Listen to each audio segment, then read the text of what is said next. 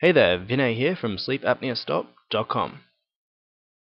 Today we're going to be talking about the relationship between sleep apnea and snoring. A snore is not a pleasant sound, especially not if it wakes you up in the middle of the night. Unfortunately, snoring is a fairly common problem.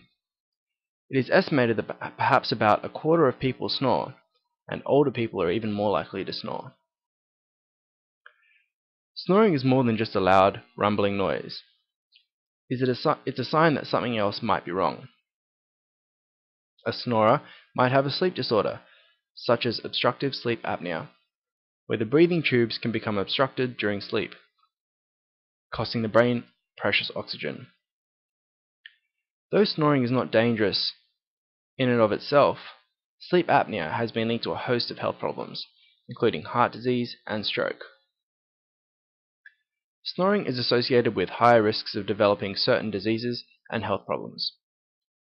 People who snore are statistically more likely to suffer heart attacks or stroke. It's also been shown that snoring treatment can improve the marital relationship between husband and wife. Treating obstructive or central sleep apnea improves a person's overall health and well-being. But a significant side benefit of sleep apnea treatment is that it can eliminate snoring. Ask anyone whose spouse snores just how valuable that can be.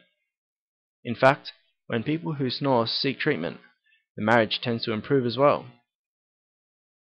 To cure snoring, a sleep doctor or dentist needs to know what's causing the snores. If it's sleep apnea, the patient can be given a sleep apnea treatment, such as a CPAP breathing mask, to wear at night.